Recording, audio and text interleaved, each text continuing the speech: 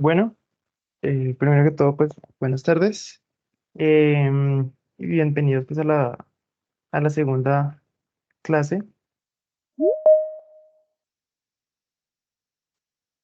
em, del grupo RIMAT. Pues continuamos con el cursillo descubriendo las funciones simétricas. Este es un curso muy breve acerca pues de qué se trata, las funciones simétricas y pues como en qué temitas están trabajando. La verdad es decir, desde lo más básico hasta lo más avanzado. Y pues, bueno, sin más preámbulos, pues comencemos.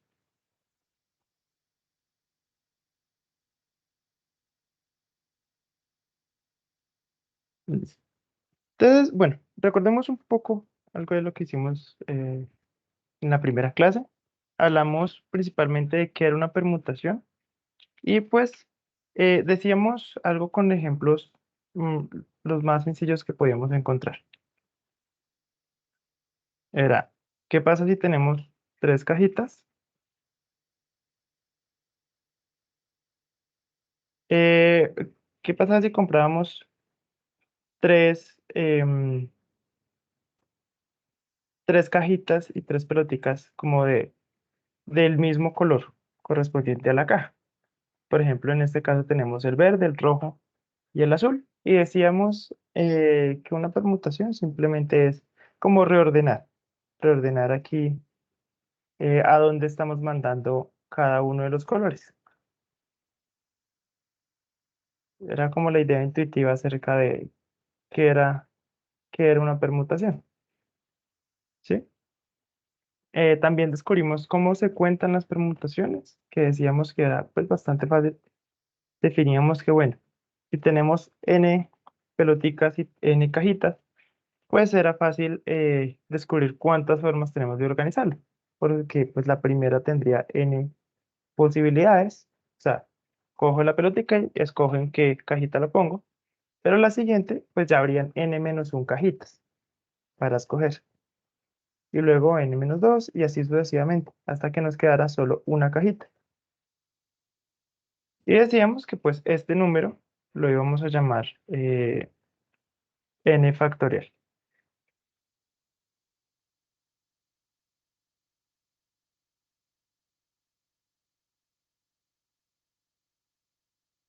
¿Listo? Hablamos de la permutación y pues después de eso definíamos, bueno, que era una operación binaria, que pues no es necesario entrar en detalle como para trabajar en eso, pero sí hablamos un poco de la noción de grupo, que es como el tema principal que se va a trabajar como en estas primeras clases. Eh, y decíamos que es un grupo, pues lo podíamos partir en tres fases.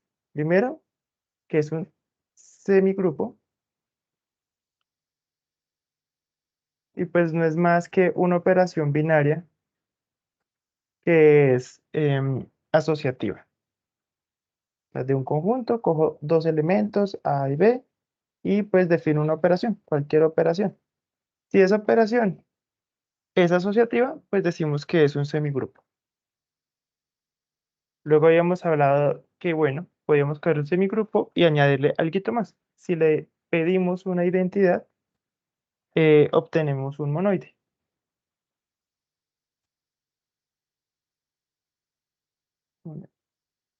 Que pues, ¿qué es? Un semigrupo más la identidad.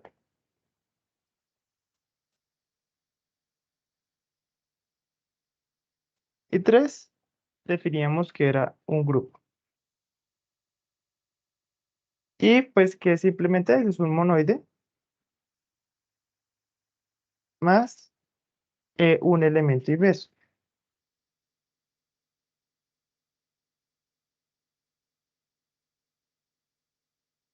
En pocas palabras, simplemente defino una operación binaria y si es asociativo, tiene alguna identidad y tiene inverso, ya podemos decir que es un grupo. Y habíamos demostrado que precisamente eh, coger funciones que iban de un conjunto en sí mismo, si cogíamos el conjunto de funciones biyectivas, él iba a ser un grupo. Y pues lo denotábamos como AG en este caso. Si el conjunto era este G que teníamos acá. Habíamos dicho que era un grupo. Pero bueno, ya nos podemos entrar en lo que es como tal el grupo simétrico. Que pues recordemos, lo habíamos nombrado Sn. Y pues, ¿qué era? Simplemente eran las funciones que iban desde los números del 1 hasta el n, del 1 hasta el n, en sí mismo.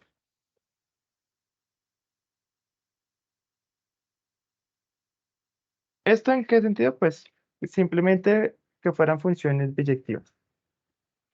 Y a este grupo era el que nosotros, grupo de funciones, lo llamamos el grupo simétrico. Pero pues bueno, tal vez pensarlo como funciones es muy complicado. Entonces, eh, volvemos a nuestras ideas de las cajitas y de las bolitas y simplifiquemos un poco las cosas. Imaginemos que en vez de estar trabajando con colores, como lo hacíamos con las cajas y las bolitas, podemos trabajar con números. Tengo un 1, 2, 3, 4 y así sucesivamente hasta el número n. Y aquí el 1, 2, 3 y así sucesivamente hasta el n.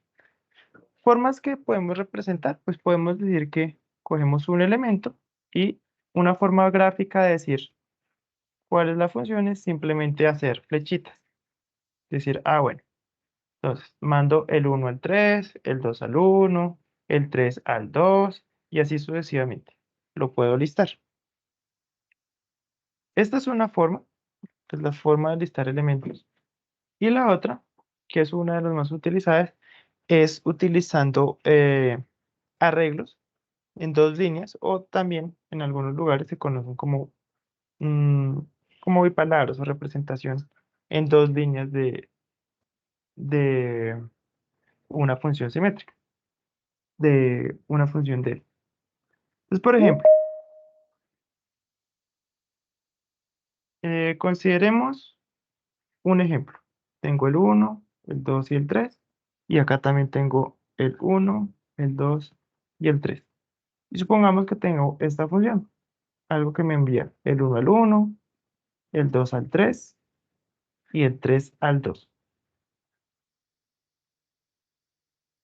Utilizando esto, lo que podemos hacer es simplemente primero listar los elementos y luego decir a dónde los mandé.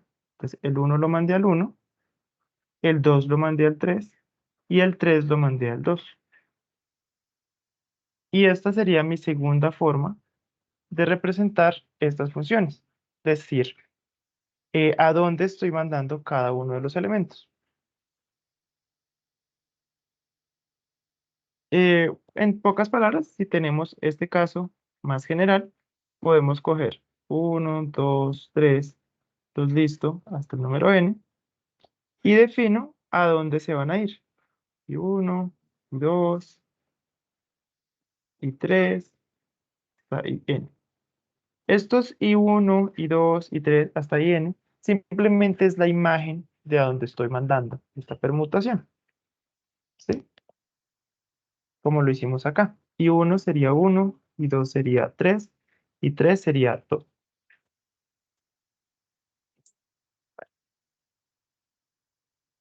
Y pues, utilizando esta forma de representar una permutación, resulta mucho más sencillo trabajar con ellas, porque nos permite hacer operaciones que hasta de forma abstracta son algo difíciles de ver. Por ejemplo, recordemos que nuestros elementos son funciones.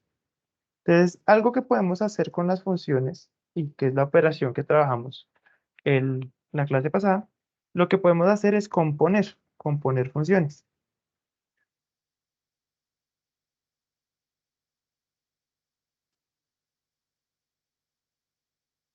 Entonces, podemos hacer la composición de dos elementos en el grupo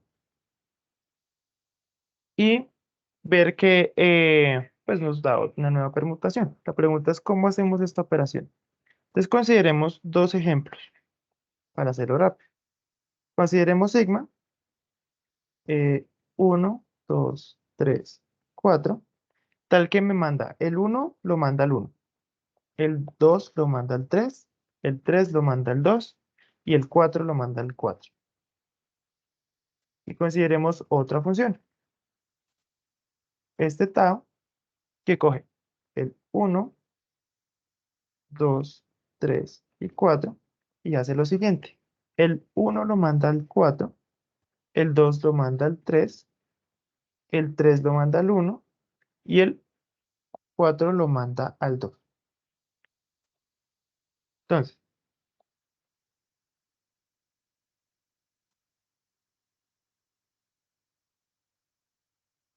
si hacemos esto, podemos ver lo siguiente. Hacer primero, eh, hacer primero tau y luego hacer sigma, nos da de la siguiente forma. Vamos a hacer una siguiente página. Entonces, recordemos acá sigma, ¿quién es? Uno, 2, 3, 4. Acá tau es igual a uno, 2, 3, 4. Y entonces, el 1 al 1, el 2 al 3, 2, 4, 4, 3, 1, 2. Entonces, si queremos hacer sigma, tau compuesto sigma, lo podemos hacer de la siguiente forma. Lo primero es escribir tal cual quiénes son nuestros elementos.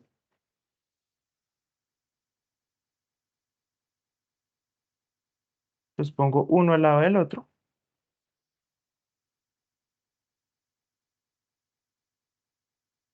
Y lo que voy a hacer es lo siguiente. Voy a mirar, primero voy a efectuar de derecha a izquierda. Esas van a ser las operaciones que voy a hacer. Y voy a empezar a listarlo de la siguiente forma. Entonces, lo listo, uno, 2, 3 y 4. Y lo que voy a hacer es lo siguiente. Voy a ver a dónde va a mandar el primer elemento. Entonces, el uno lo manda al 4 y luego me voy y busco el 4 acá. Entonces, el 4 lo manda al 4. Entonces, siguiendo esta línea, decimos que el uno llega al 4. Ahora, el siguiente. Vamos a ver. El 2 lo manda al 3. Y voy y busco en el siguiente el 3, ¿a dónde va? Pues el 3 resulta que va al 2. Entonces, el 2 va al 2. Si hacemos lo mismo con el 3, entonces tenemos que el 3 va al 1. Voy y busco a este lado. Entonces el 1 va al 1. Entonces el 3 va al 1. Y por último, pues el 4 va al 2 y el 2 va al 3. Entonces el 4 va al 3. Es una forma sencilla de saber operar, de hacer estas composiciones de funciones. Eh, Algo que hay que recordar es que son funciones y por lo tanto, no siempre, y esto es una nota,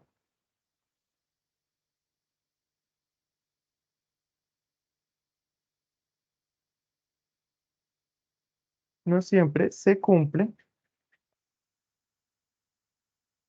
que sigma tau sea igual a tau sigma. Claramente porque pues estamos trabajando con composición de funciones y pues esto viene de la teoría clásica de funciones. Y pues un ejemplo de eso es que si hacemos eh, al revés, cogiendo este mismo ejemplo, tenemos primero sigma y luego hacemos tau, pues haciendo la operación uno, 2, 3, 4, 1, 2, 3, 4. Entonces voy a poner primero a sigma, entonces aquí va el 1, 3, 2, 4. y acá el tau, 4, 3, 1, 2, vemos que nos da otra expresión. En este caso, es el 1 lo manda al 4, el 2 lo manda al 3,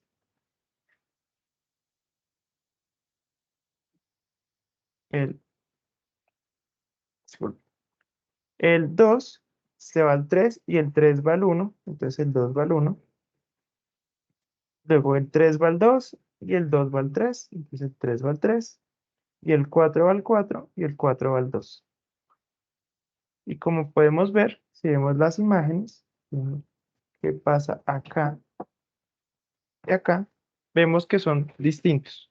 Entonces hay que tener cuidado con eso, que no siempre se cumple que puedo operarlas uno al lado del otro. Vale. Esta es una forma de operarlos. La segunda forma es operar en línea. Para operar en línea es prácticamente lo mismo. Lo único que hacemos es primero listar los elementos. Uno, 2, 3, 4. Luego uno, 2, 3, 4. Luego uno, 2, 3, 4. Recordemos, estamos trabajando con este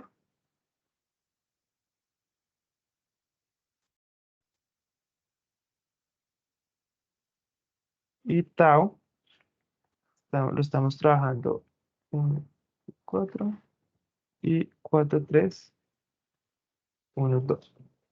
Entonces, eh, si nosotros queremos hacer primero sigma y luego tau, lo podemos hacer lo siguiente. Lo que vamos a hacer es, vamos a ver eh, a qué elemento va cada uno de ellos. Entonces, en este caso, podemos ver que como primero tengo que hacer tau, entonces el 1 va al 4 y luego el 4 va al 4. Luego el 2 va al 3 y el 3 va al 2.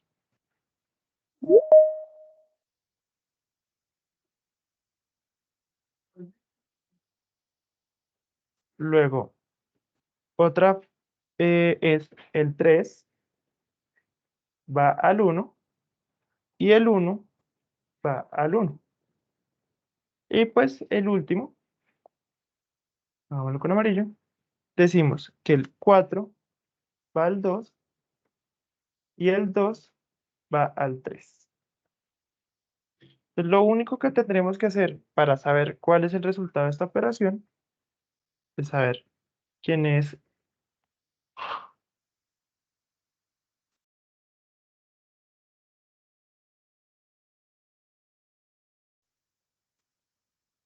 de saber quién es sigma tau, es seguir las líneas.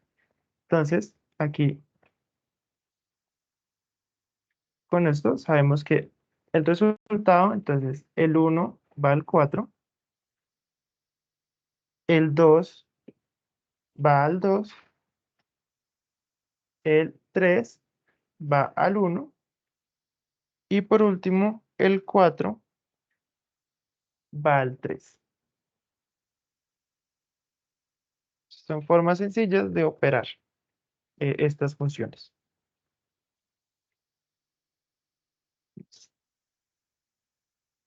Entonces, tenemos dos formas de operar.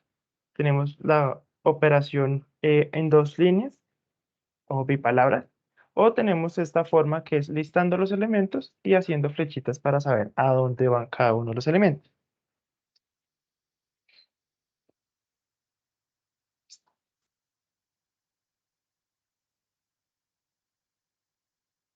Ahora que tenemos esto, tenemos que hablar de un tema que es, listo, tenemos esto, podemos utilizar otra forma de representar las funciones.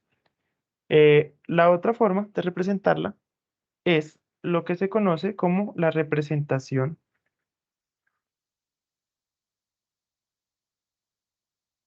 por ciclos.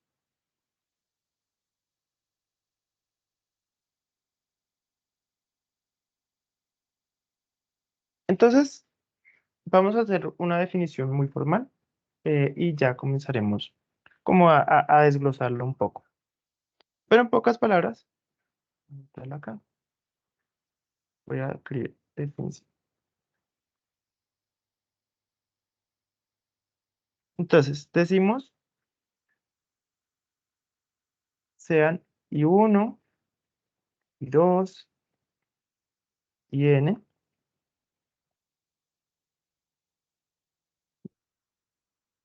l y r. eh, eh, elementos de el conjunto n. Recordemos, solo para recordar, este es el conjunto de los números del uno 2 3 hasta el número n. ¿Listo? Entonces, escribir y uno y 2 y 3 y r denota la permutación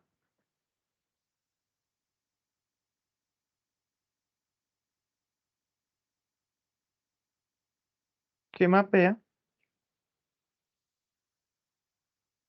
a i sub uno en i sub 2.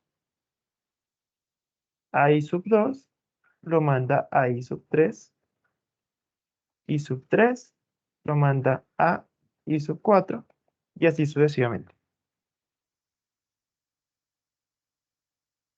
Y pues si no aparece el elemento, por ejemplo, si existe un i sub s con s, eh, tal que pues no está dentro de estos primeros r, mayor a r, entonces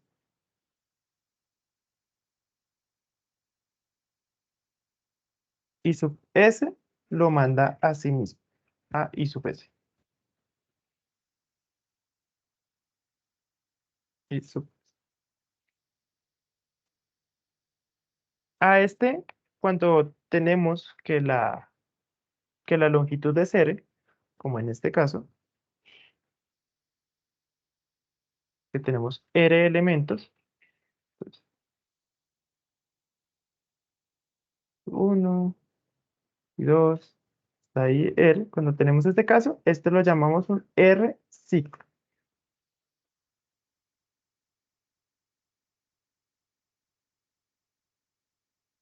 Y pues como caso especial, si tenemos solo un ciclo de dos elementos, o sea, I1 y 2, este claramente es un dos ciclo, pero también lo vamos a llamar transposición.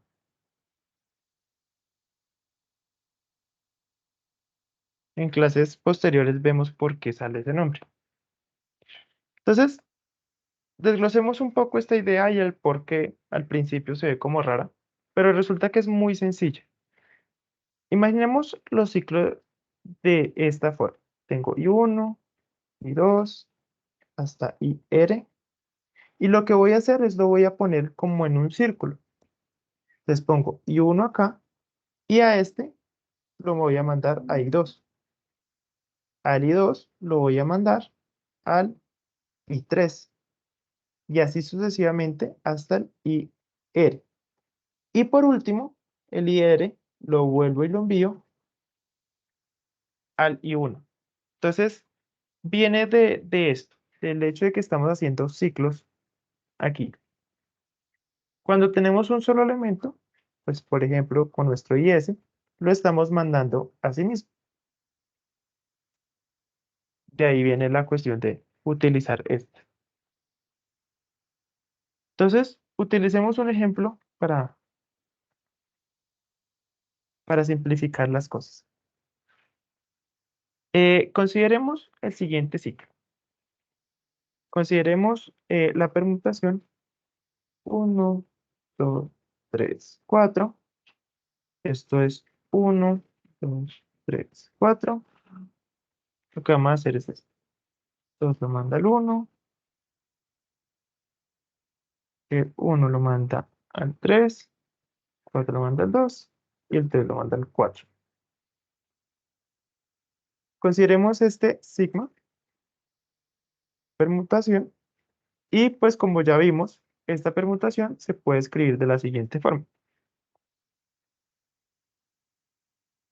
Entonces, el uno lo manda al 3, el 2 lo manda al 1, el 3 lo manda al 4 y el 4 lo manda al 2.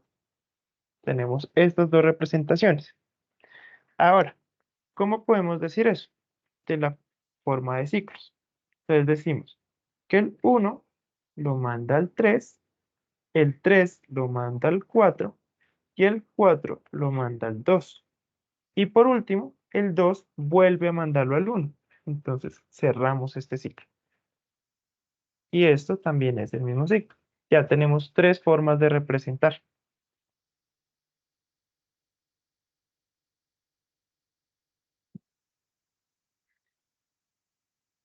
Y pues bueno, si vemos esto, como lo habíamos dicho en la forma gráfica, tenemos el uno lo manda al 3,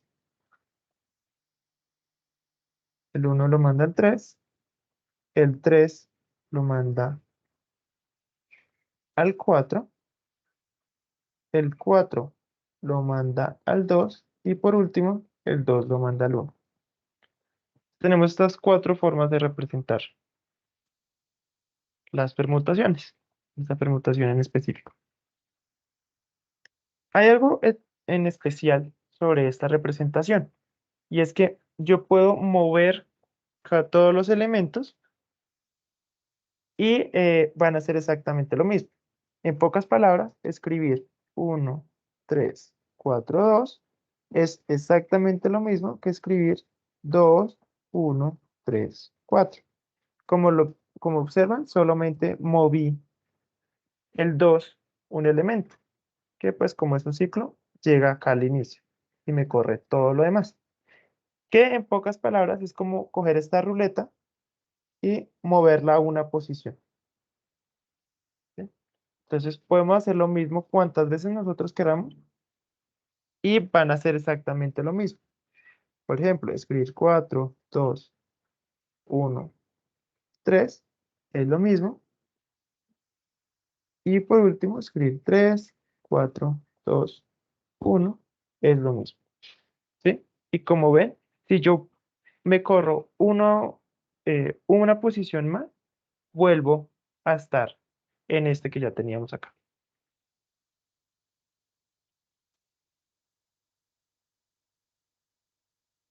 Entonces, algo que tenemos que decir es que la notación por ciclos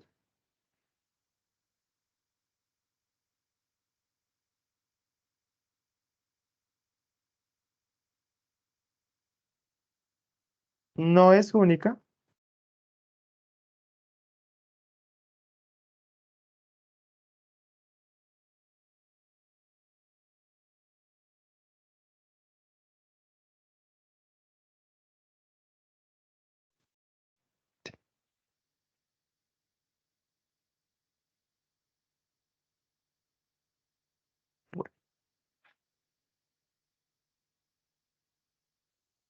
Listo.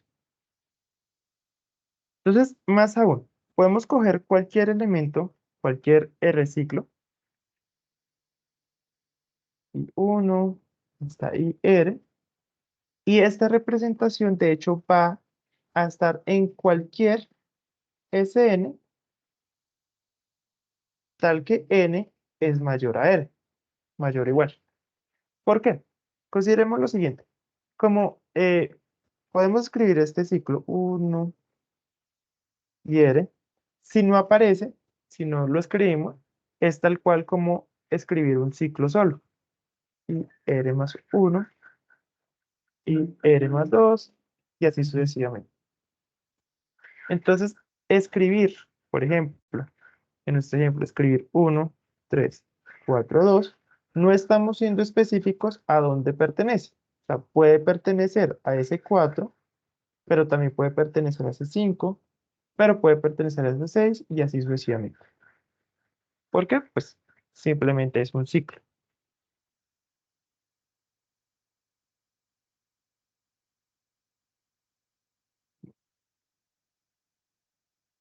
Ahora viene una pregunta eh, que es la siguiente.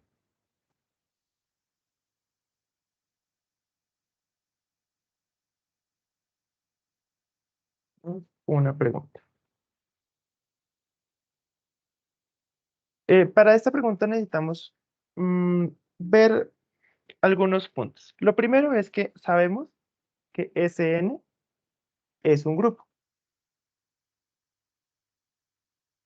Recordando pues, que un grupo es un conjunto que tiene un elemento, una operación binaria, tal que es asociativo, tiene una identidad y tiene un elemento inverso.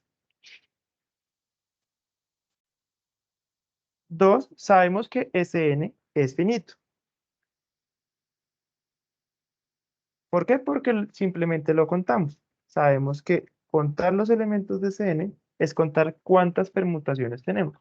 Y eso es exactamente n factorial.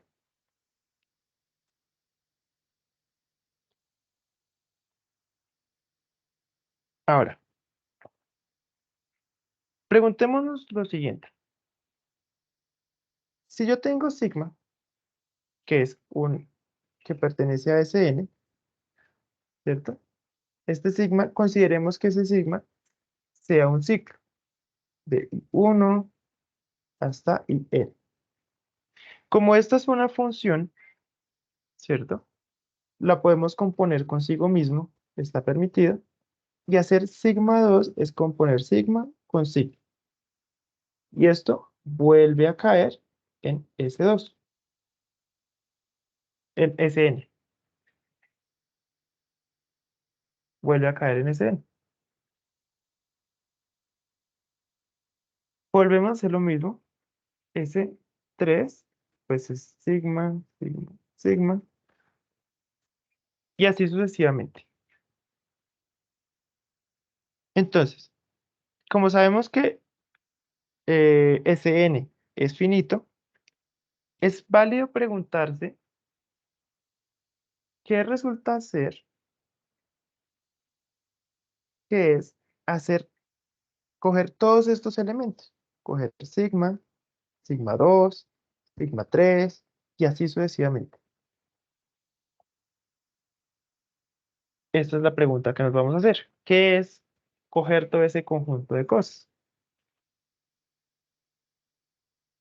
Entonces, para contestar la pregunta, debemos definir, debemos dar una definición antes.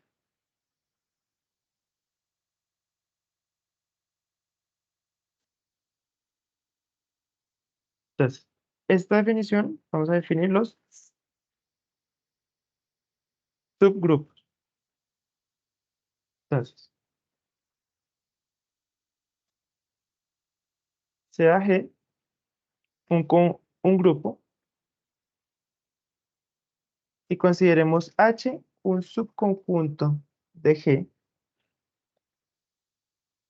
tal que H es no vacío.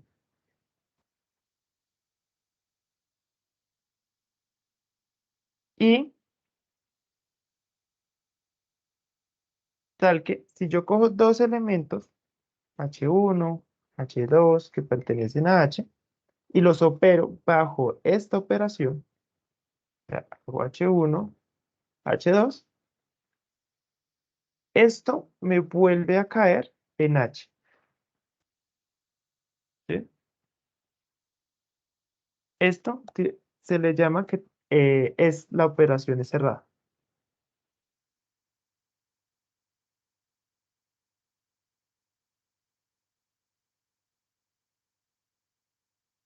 Entonces, eh, decimos que si ocurren estas cosas, o sea, tenemos un subconjunto tal que la operación bajo G es cerrada, o sea, cae en H, decimos que H es un subgrupo.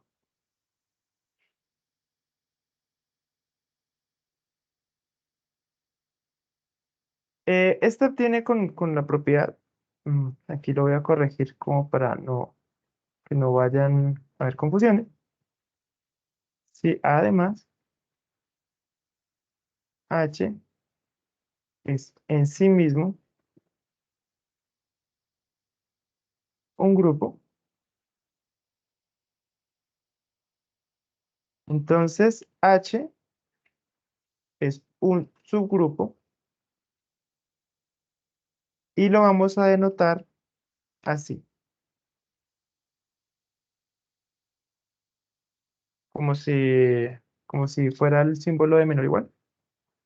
Así lo denotamos.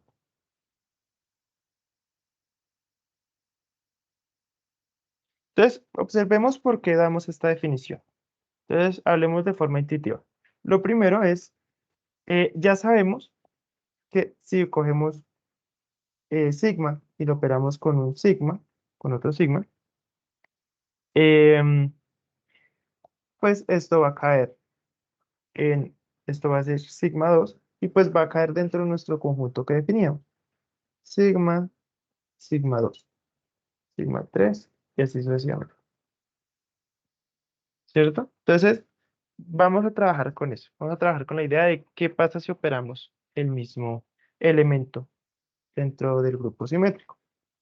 Lo primero que hay que ver es, eh, vamos a definir por el momento a este conjunto, lo vamos a llamar así. Y pues posteriormente vamos a saber por qué este símbolo es tan importante. Entonces, observaciones que vamos a hacer. Lo primero, este conjunto es finito. ¿Por qué?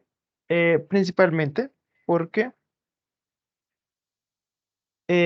pues este elemento es un subconjunto de Sn y Sn es finito.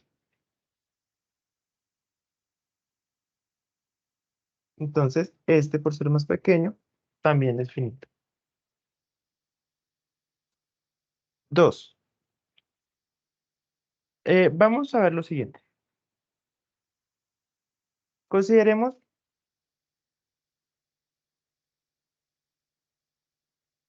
consideremos tres elementos. Consideremos sigma m, sigma n y sigma r. Claramente estos pertenecen pues al grupo, a nuestro conjunto. Definamos. Ahora nos preguntamos, bueno, ¿qué pasa si yo hago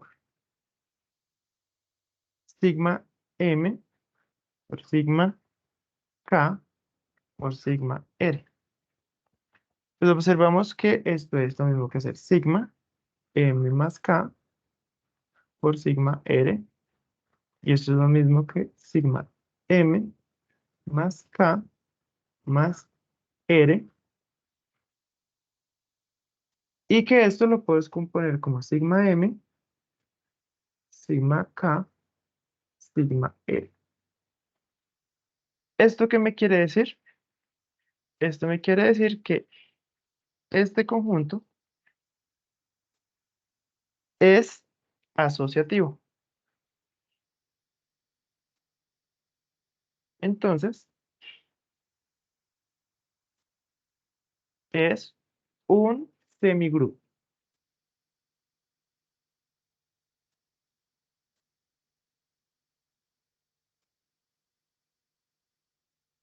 Eh, vale. Segundo,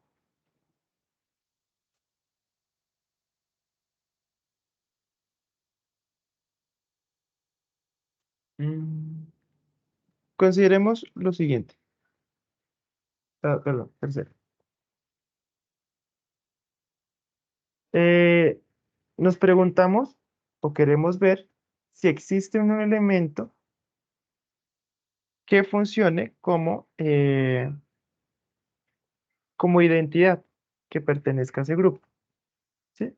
Entonces consideremos lo siguiente, esta identidad, esta función que me manda un elemento a sí mismo. ¿Listo? Vamos a ver si E pertenece a este conjunto. Esa es nuestra pregunta. Para eso, observemos lo siguiente. Mm, como sabemos, observemos lo siguiente. Consideremos el ciclo I1, I2, hasta IN. Ya, nuestro ciclo. Entonces, ¿qué significará ser sigma compuesto sigma?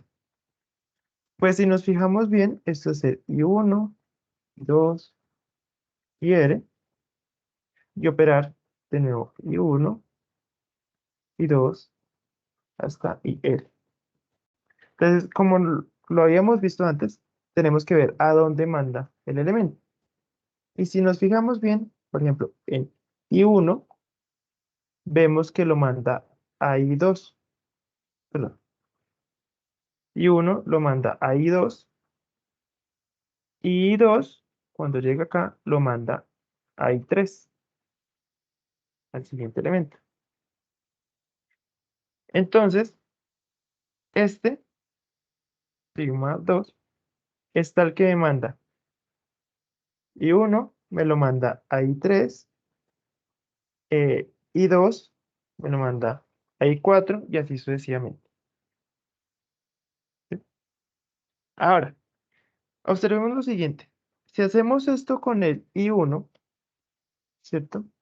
Hacemos 1, 2, 3 y así sucesivamente. Lo componemos R veces. Cuando lleguemos al R, volveremos a este elemento. ¿Sí? En pocas palabras, estoy diciendo lo siguiente. Y S lo manda a IS más 2. Entonces, decimos sigma R, este mismo R que tenemos acá, sigma R, es lo mismo que haber dado toda la vuelta. Y uno, y dos, y así sucesivamente. Y R es haber dado toda esta vuelta. Entonces, y R es exactamente la identidad, porque me está cogiendo un elemento y me lo vuelve a enviar a él mismo. Entonces, claramente, esto nos afirma que E pertenece, podemos escribir, E es igual a sigma de R, y pues como está el R ahí, esto pertenece a nuestro conjunto que habíamos definido. Entonces, con esto tenemos la identidad.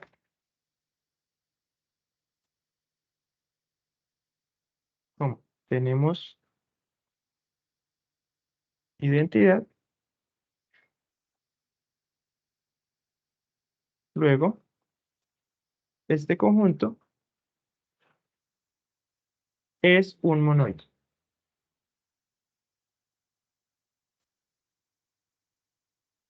Entonces, estamos muy cerca de tener un grupo con este conjunto.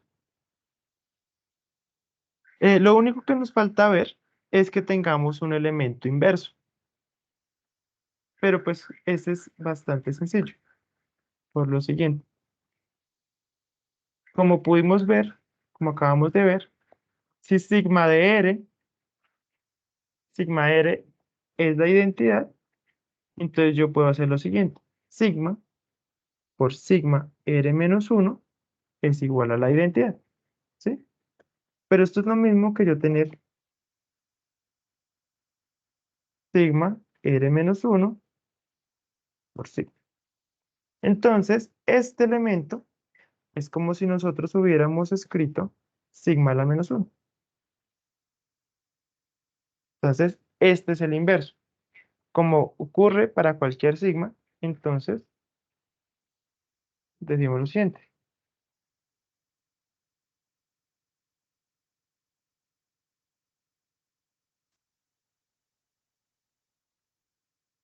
Como tenemos inversos, luego eh, este conjunto es un grupo.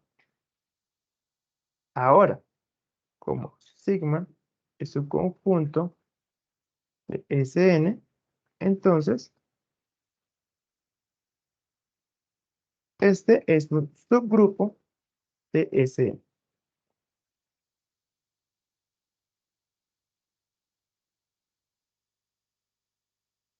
¿Listo?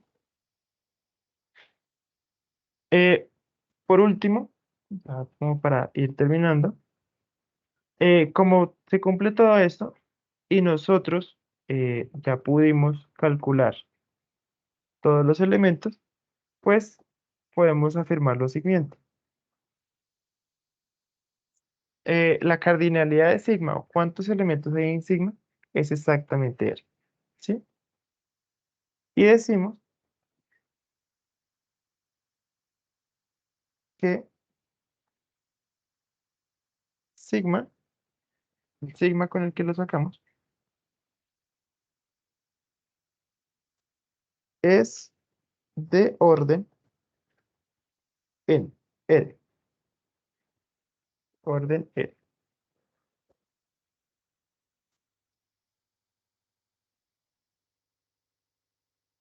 ¿Listo? Bueno, em, bueno, hasta aquí pues como el temario para la clase de hoy.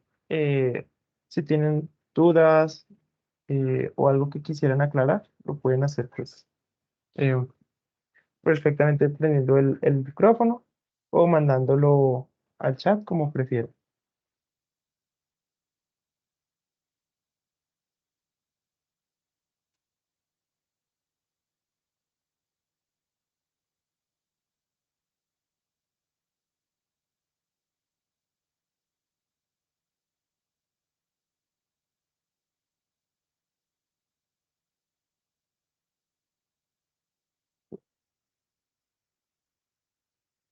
Vale, entonces si no hay preguntas, entonces dejamos hasta aquí la clase. Los espero pues el próximo viernes también a las 3. Como les digo, siempre va a ser muy suave. Vamos a intentar hacer las cosas como lo más lento posible para comprender todo desde lo más básico hasta lo más difícil. Recuerden también que pues tenemos redes sociales, nos encuentran tal cual como RIMAT y pues ahí pueden interactuar y pueden saber de los eventos y demás cosas que hacemos acá. ¿Listo? Entonces, sin más, los dejo y que pasen un buen día.